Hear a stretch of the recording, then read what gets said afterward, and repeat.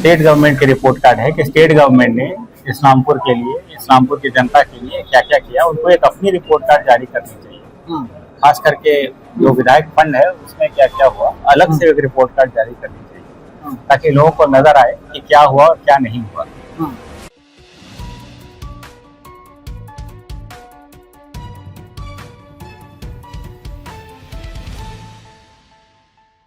इस्लामपुर विधानसभा में इस बार माहौल एकदम अलग दिख रहा है। युवा जदयू प्रत्याशी रोहेल रंजन के पक्ष में जबरदस्त समर्थन देखने को मिल रहा है।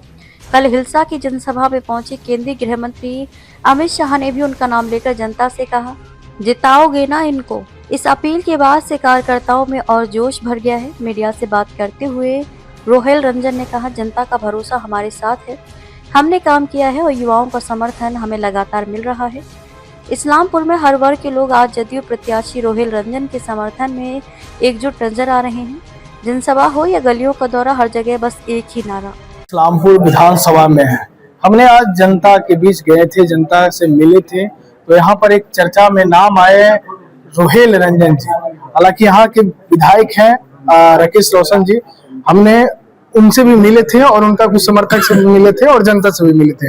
जनता का मूड कुछ और कह रहे हैं, इस बार बदलाव का चाहत है, लेकिन हमने उनसे सवाल भी किए थे सर, तो वो उन्होंने रिपोर्ट कार्ड दिखाया। और रिपोर्ट कार्ड को आप कैसे देखते हैं? वो रिपोर्ट कार्ड अपने काम को दिखाए या फिर एनडीए के काम को भजाए? देखिए, उन्होंने जो रिपोर्ट कार्ड दिखाई वो तो साफ है, कोई भी पढ़ेगा कि वो स्टेट गवर्नमेंट के रिपोर्ट कार्ड है कि स्टेट गवर्नमेंट ने इस्लामपुर के लिए, इस्लामपुर की जनता के लिए क्या क्या किया, उनको एक अपनी रिपोर्ट कार्ड जारी करनी चाहिए। खास करके जो विधायक फंड है उसमें क्या क्या हुआ, अलग से एक रिपोर्ट कार्ड जारी करनी चाहिए ताकि लोगों को नजर आए कि क्या हुआ और क्या नहीं हुआ।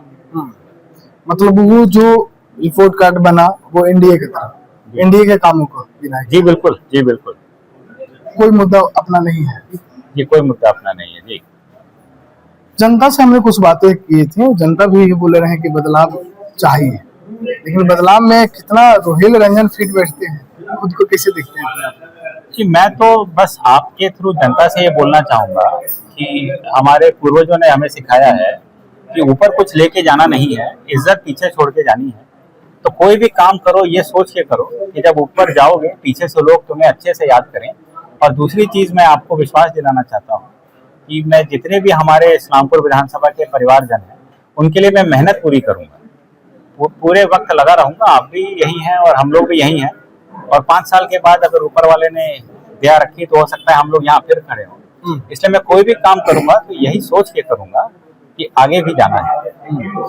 आपकी थोड़ा अपने बारे में बताइएगा, रोहेल रंजन वो है कौन और कहाँ से आपकी राजनीति करियर स्टार्ट हुआ था, और ये क्या आपको भी संघर्ष दिखने को मिला?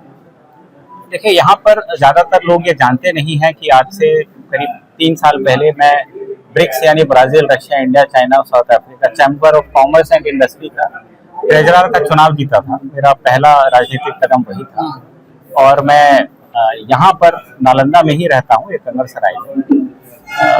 और पिछले कई पिताजी के स्वर्गवास के बाद मैं चुनावी राजनीति में यहाँ पर आया।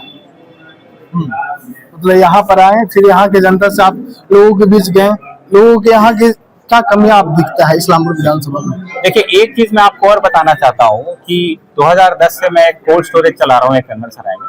कोल्ड स्टोरेज में हमारे 10,000 11,000 किसान भाई हर साल आलू और प्याज रखते हैं।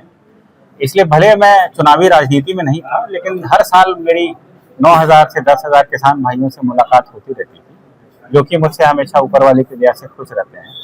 तो उनसे सारा आकलन मिलता रहता है और बात भी होती रहती है। तो इसलिए मैं लोगों के बीच तो हमेशा था पिछले 15 सालों से यहाँ पे, लेकिन चुनावी राजनीति में मैं अभी करीब 1.25 साल पहले पिताजी के स्वर्गवास के बाद आया। मतलब आपको कहें तो जिस अनुसार आपने बताया कि मेरा जो काम था यहाँ पर लोगों के बीच, तो किसानों से ज्यादा आपको टचिंग, तो किसान आपको ज्यादा समझ सकता है इस विषय? जी बिल्कुल, किसान भाई जो हैं वो मुझे अच्छे से जानते हैं और मैं उनकी समस्याएं जानता हूँ। क्या हुआ, पानी कम पड़ा तो क्या होगा, अगर पानी ज्यादा पड़ा तो, अगर कोई कीड़ा लगा तो क्या होगा, वो सब चीजें मैं बहुत अच्छे से जानता हूँ, क्योंकि वही सामान जो वो उगाते हैं हमारे यहाँ रखते हैं।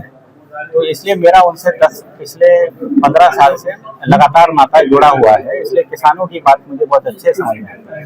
यहाँ की जनता अगर आपको मौका देते हैं तो अगले 5 सालों में इस्लामपुर विधानसभा की रूपरेखा बदलाव, विकास कैसा दिखेगा? देखिए, मैं आपको एक चीज सच सच बताता हूँ, किसी के पास जादू की छड़ी तो है नहीं कि आज जीत गए और कल सब चकाचक हो गया। ऐसे झूठे वादे करना तो हमें सिखाया नहीं गया, क्योंकि जैसा मैंने आपको पहले बताया कि ऊपर जाना और जवाब देना है। तो मैं अपनी तरफ से पूरी मेहनत करूंगा और कोशिश करूंगा कि यहाँ पे ज्यादा से ज्यादा रोजगार की सुविधा हो, ताकि हमारे जो युवा साथी हैं उनको यहीं पे ज्यादा से ज्यादा रोजगार मिले। लोग राजनीति में आते हैं तो अपना देखते हैं कि मेरा कुछ बढ़े, मेरा हर वो चीजें में नाम हो, मेरा पैसा बढ़े, मेरा इनकम, हर वो चीजें, लेकिन रोहेल रंजन इस सब चीजों को वैल्यू देते हैं। ये नहीं, मैं पैसा कमाने के लिए तो राजनीति में नहीं आया, और मैं सिर्फ काम करने के लिए आया हूँ। मैं बस, मेरी इतनी ही चाहत है कि यहाँ पे जितने भी हमारे युवा भाई हैं और जितने भी इस्लामपुर विधानसभा के मेरे परिवारजन हैं, वो खुश रहें और हंसमुख रहें। तो युवाओं के बीच कुछ ऐसा कुछ मुद्दा बना के ला रहे हैं? देखिए, जैसा कि मैंने भी थोड़ी देर पहले भी बताया था, मेरा कोई अपना सगा भाई या बहन नहीं है। इस्लामपुर के जितने भी लोग हैं वही मेरे परिवारजन हैं, इसलिए जितना कोई अपने भाई बहन के लिए सोचता है वैसा ही मैं उनके लिए सोचता हूँ। अगर आप पिछले 12 महीने में जो मैंने क्या किया क्या नहीं किया, अगर आप उसको फॉलो करेंगे और लोगों से पूछेंगे तो आपको बताएंगे कि अगर कोई मदद मांगने आता है तो ये बढ़ चढ़ के मदद करते हैं। और कई बार तो जो जिसको मदद कर रहे होते हैं वही परेशान होता है कि भैया जी काहे को हम ही से फॉलो अप ले रहे हैं कि क्या हुआ और क्या नहीं हुआ। इसलिए मैं आपको फिर आपके चैनल से इस चीज़ के लिए आश्वस्त करना चाहता हूँ कि मेहनत में कोई कमी नहीं आएगी, और युवाओं का मैं खास ध्यान रखूंगा, क्योंकि एक युवा होने के नाते उनके दिल में क्या चल रहा है ये मुझे समझ में आता है, और वो अपनी बातें मुझे दिल खोल के रख सकते हैं, ये मुझे पता है, क्योंकि रखते भी हैं। आप भी कहीं न कहीं इस्लामपुर के युवाओं के लिए बात रख रहे हैं। खासकर मैं बात करूं तो तेजस्वी यादव भी अपना युवाओं के लिए अपना एक हर घर में नौकरी देंगे वादे कर रहे हैं, उस वादा को आप कैसे देखते हैं? देखिए, अब इसको हर घर में नौकरी देने में वो क्या जमीन लेंगे उनसे या नहीं लेंगे, पहले तो उनसे ये पूछ लीजिए कि बिना जमीन दिए वाले नौकरी है या मतलब जमीन के साथ वाली नौकरी, मतलब लैंड फॉर जॉब में, मतलब अब नया लैंड बैंक बहुत बड़ा बनाना है इसलिए ये स्कीम लाए हैं। एक बार जरा उनसे सवाल पूछ लीजिए। और दूसरी बात मैं आपको ये बोलना चाहूंगा कि जो वो कह रहे हैं उसमें कितना बजट लगेगा, क्या बिहार सरकार का सारा काम बंद करके, सारी स्कीमें बंद करके भी क्या बिहार के पास इतना पैसा है कि वो ये कर सकते हैं? उनसे ये सवाल पूछिए। चलिए, बहुत बहुत धन्यवाद।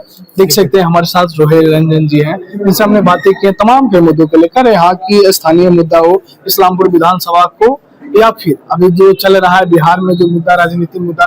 तेजस्वी यादव ने अभी एक योजना लाए भाई, योजना का अभी लोगों के बीच, युवाओं के बीच भंजा रहे हैं अपना, उस योजना के तहत वोट भंजा रहे हैं, लेकिन क्या उसमें कितना वो कामयाब होंगे और रोहेल रंजन जी यहाँ पर इस्लामपुर विधानसभा में कितना कामयाब होंगे ये आप तय करिएगा। लेकिन इनके बारे में आप क्या सोचते हैं, जरा प्रतिक्रिया कमेंट बॉक्स में जरूर दीजिएगा। मिलते हैं एक नए वीडियो के साथ। बहुत बहुत धन्यवाद।